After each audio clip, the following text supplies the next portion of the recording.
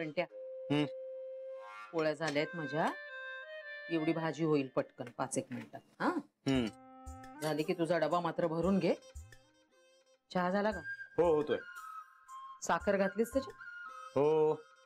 काय टाकलीये पाहिली मी, एवढीशी घातलीस तू. अरे आम्हाला काही मधुमेह झालाय का बिनसाखरेचा चहा प्यायला? त्या गोखल्यांच्या घरात चालतो डायबेटिक चहा. मला नाही बाई. आम्हाला दोघांना बिनसाखरेचा चहा अजिबात आवडत नाही, कळलं? अरे घशाखाली उतरत नाही तो. आई तुझी तू नंतर वरून घालून घे. अरे वरून घातली तर ती विरघळते का रे? चहा बरोबर उकळून घेतली ना ती कशी चहाला चांगली चव लागते, अशी मुरल्यासारखी लागते. ठीक आहे, तुझ्यासाठी नंतर करून देईन वेगळा चहा. दप ऐकायचा म्हणून नाहीस तू. मी काय म्हणते, मी आज बोलणार आहे मी ताईशी. कशा संदर्भात? असंच आपला आठवण आली म्हणून फोन करणार आहे मी. आणि आता तुझ्या लग्नाचं पण बघायला पाहिजे ना. हे बघ तुला सांगते, ती सुनीता आहे ना, ती काही आपल्या बरोबरीची नाही. आणि तिचा निभावही लागणार नाही या घरात, हे तुला पण पक्क माहित आहे, हो की नाही? उगाच लग्न करून 1-1.5 वर्षामध्ये घटस्फोट झाला असं कशाला रे होऊ द्यायचं? शेवटी तुला सांगते, मुलीसारख्या मुली काही वेगळं नसतं रे. पण निदान आपल्या घरात रुळेल, आपल्याला समजून घेईल अशी मुलगी बघायला पाहिजे ना. अरे मुलगी कशी हवी होती? त्या सविता सारखी, जे लक्ष्मी सारखी, हातात अन्नपूर्णा, तोंडात सरस्वती. ही सुनीता काय, थोबाड उघडलं ना की लायकी कळते ना तिची. अरे दरिद्री नारायणाची लेक वाटते ती. आणि स्वयंपाक पण तिला काही येत असेल असं मला अजिबात वाटत नाही.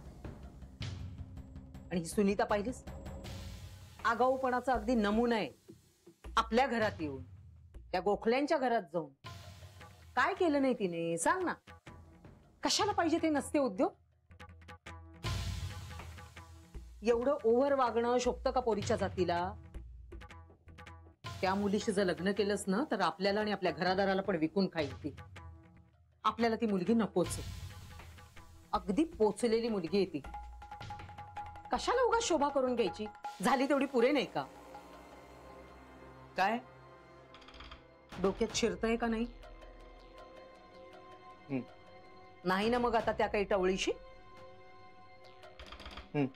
काय आहे का नाही? काय रे, काय विचारते मी? काय रे? नाहीये. काय नाही? आता माझं सुनीताशी तसं काही नाहीये.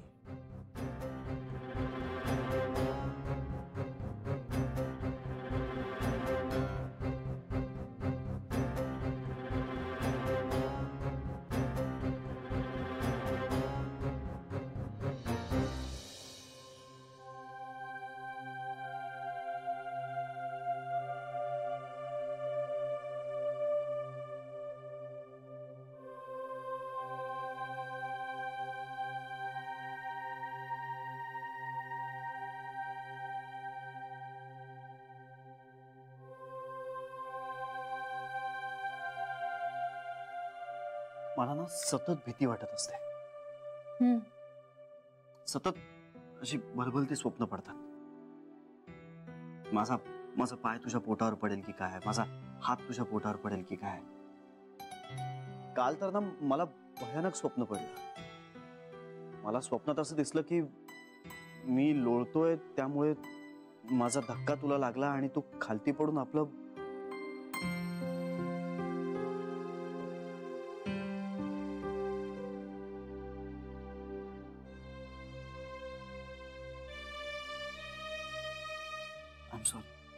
नाही नाही, मला कळतंय श्री. या स्वप्नामुळे मी इतका हादरलोय ना जान्हवी, आणि म्हणून मी ती गादी घालून ठेवली खालती. बरं, आणि तुला मी एकटीला रूम मध्ये सोडून जाऊ सुद्धा शकत नाही. झोपेत तू कूस बदलतेस, तुला कळत सुद्धा नाही, पोटावर जातेस तू. बापरे, तुला सवय आहे ना पोटावर झोपायची. अरे पण म्हणजे मला असं वाटतं, असं कसं? म्हणजे खरंच का? अगं पण तू हे काय मुद्दाम करतेस का? सवय आहे तुला. बरं दिवसभर इतकं काम करतेस त्यामुळे दमतेस, मग इतकी गाढ झोप लागते ना तुला की झोपेत आपण कूस बदलतोय हे सुद्धा तुला कळत नाही. मग मला रात्रभर तुझ्याकडे लक्ष ठेवत बसावं लागतं. त्यामुळे ना अशी विचित्र सिच्युएशन झाली. मी घाबरलेला असतो ग. तुला एकटीला रूम मध्ये सोडून जाऊ शकत नाही आणि मला भीती वाटते म्हणून तुझ्या शेजारी झोपू सुद्धा शकत नाही. हम्म. आई बाबा होणं म्हणजे काय असतं याची प्रचिती येते मला आता. काय करायचं मग आता?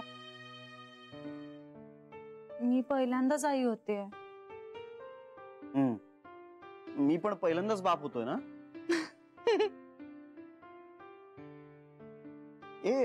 पण मी ना आईशी बोललोय. मी तिला म्हटलं की आता पुढचे काही दिवस तू जान्हवीच्या शेजारी झोपशील का? तुला चालेल ना?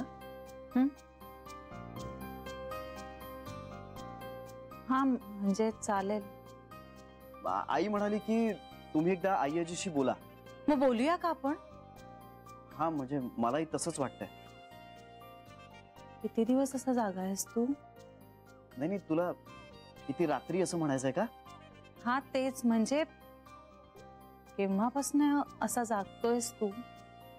ते तू प्रेग्नंट आहेस हे कळल्यापासून. बापरे, श्री आधी का नाही बोललास तू? नाही बोललो. म्हणजे मला असं वाटलं की हे संपेल, टेम्पररी असेल, पण हे काही संपतच नाहीये. पण म्हणजे तुला झोप येतच नाही? येते ना. इनफॅक्ट खूप झोप येते मला, पण झोपू शकत नाही कारण मी घाबरलेला असतो. आणि जरा डुलकी लागली की अशी स्वप्न पडतात. त्यामुळे मी पुन्हा घाबरतो आणि मग ताडकन जागा होतो. आई ग बिचारा. आधी तू नव्हतीस म्हणून झोप येत नव्हती आणि आता बाळ येणार म्हणून झोप लागत नाही. एकूण काय माझ्या नशिबात ही काही झोप नाही. ऐक, आपण डॉक्टरांशी बोलूया का याबद्दल? त्याच्या आधी आपण आईजीशी बोलूया. येस, आई आजींकडून या गोष्टीवर नक्की सोल्युशन मिळेल आपल्याला. चल जाऊया. थांब थांब, माझा फोन तर घेऊ दे. आता आईजीच्या खोलीत जायला फोन कशाला हवाय? बरं चल.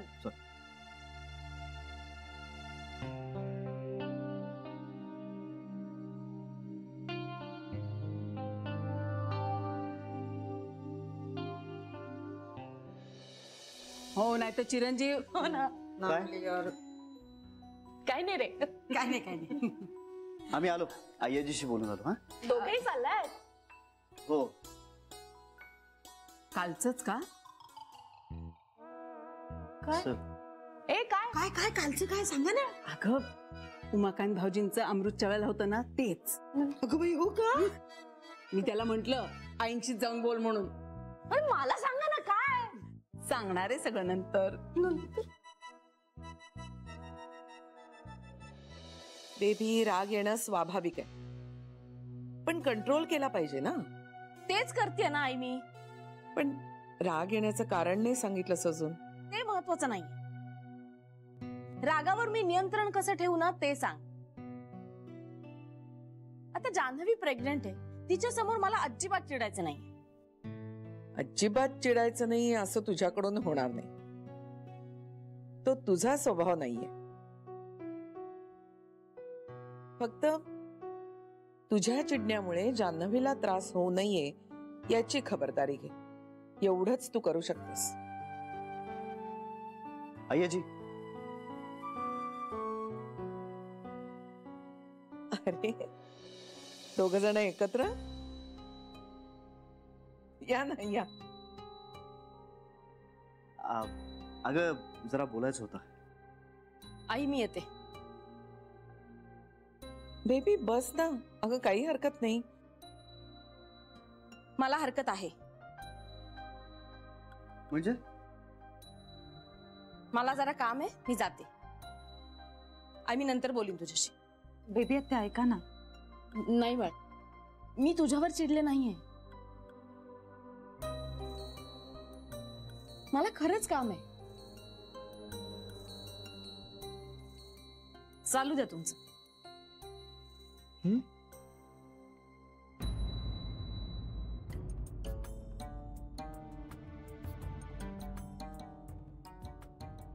बसा ना, बसा.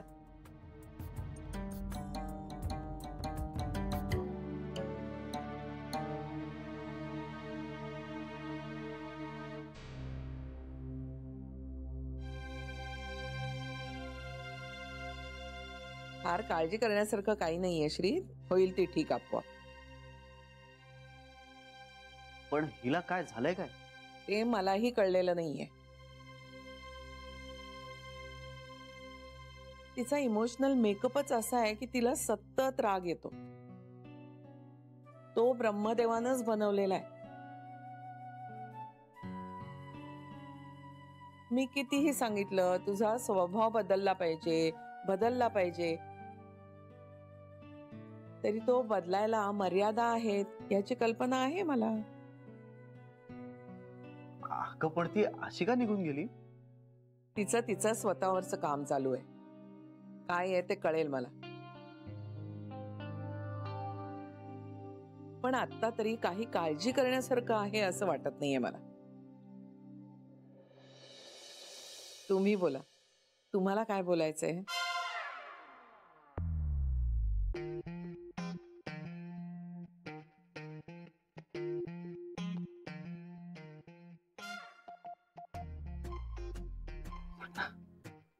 तू सांग. जान्हवी, प्रॉब्लेम तसाही तुला आहे ना. सुरुवात तर कर ना. मी कसं सांगू श्री?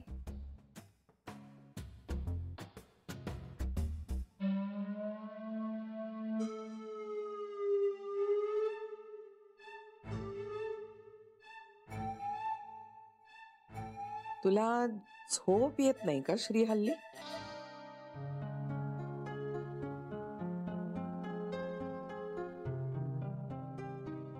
भीती वाटते?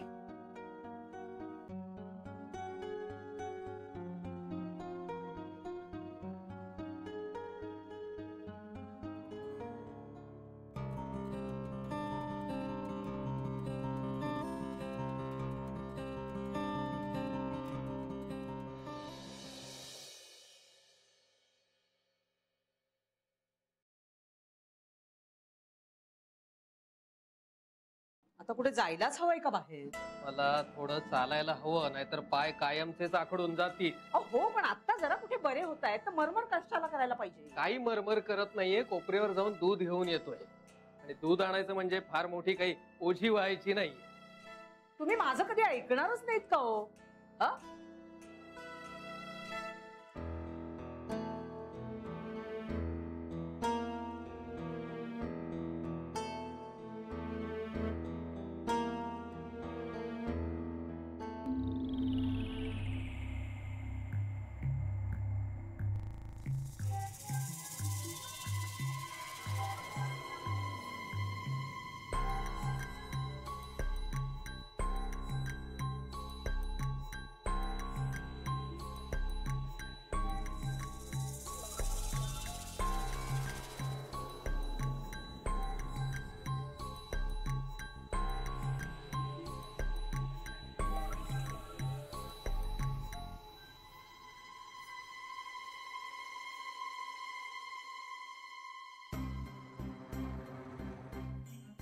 जानूला काय धाड भरली?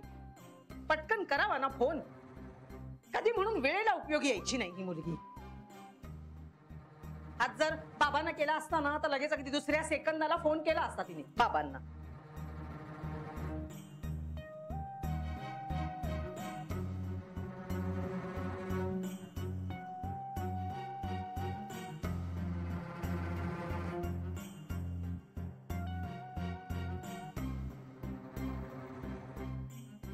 अगं बाई, पटकन फोन कर. तुझे बाबा घरात यायच्या आधी फोन कर. हात जोडू? हे कळणार आहेत.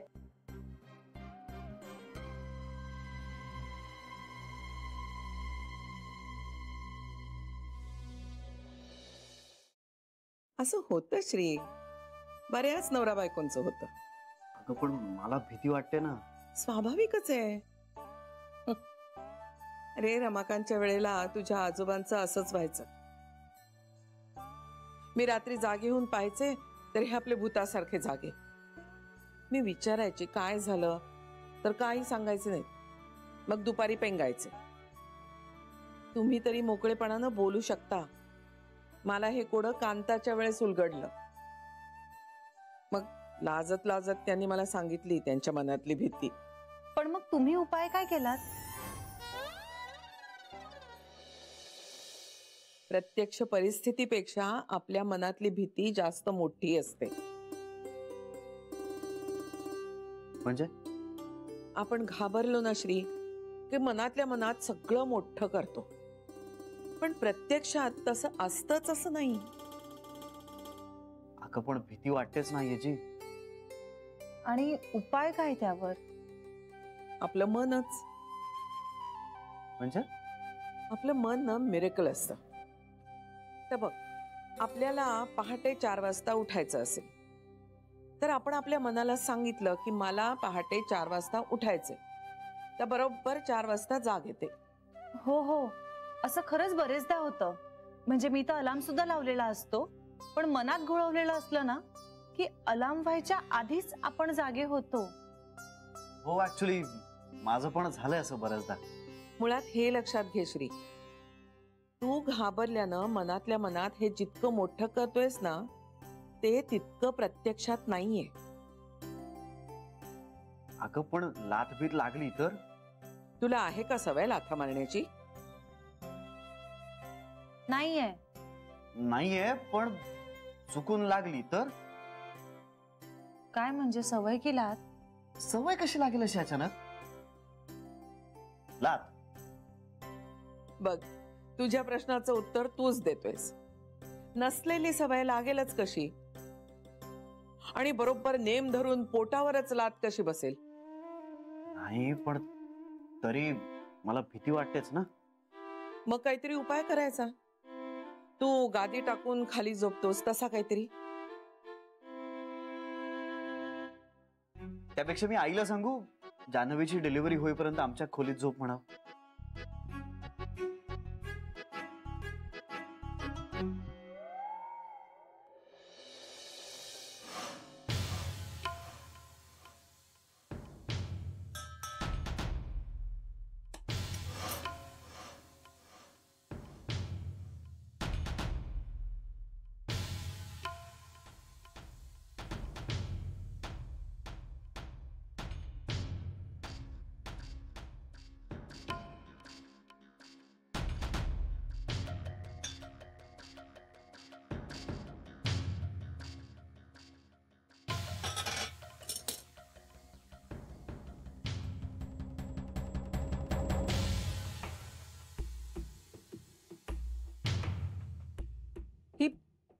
ही जानू पण ना कधी वेळेला उपयोगी पडायची नाही.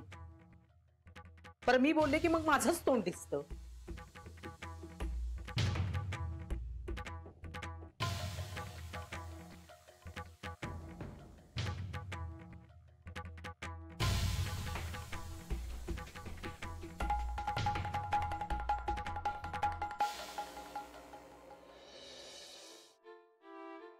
त्यापेक्षा मी आईला सांगू जान्हवीची डिलिव्हरी होईपर्यंत आमच्या खोलीत झोप म्हणाव.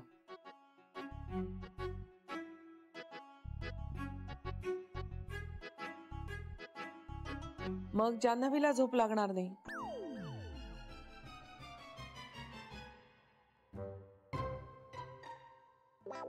तुम्ही कुठे काय म्हणाले? श्री, शेजारी सासू झोपलीये म्हटल्यानंतर तिला अवघडल्यासारखं नाही का होणार? शांत झोप नाही लागणार तिला. खरंय ना ग?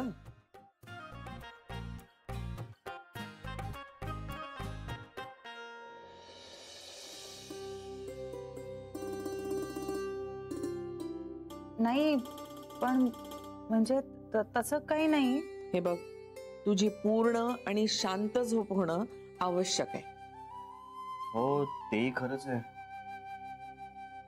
आणि आपल्या मनाला पॉझिटिव्ह संदेश द्यायचा की सगळं नीट होईल, की होतं सगळं नीट आपोआप. पण तुला खरंच असं वाटतं येजी? अरे अनुभवावरून सांगतेय. 4 मुलांना जन्म दिलाय मी. झालं का तुझं समाधान? तेही अनुभवानेच होईल. नाही खरं आहे तुझं म्हणणं याची. पण तू घाबरू नको श्री, सगळ्यांच्या बाबतीत हे असं होतं.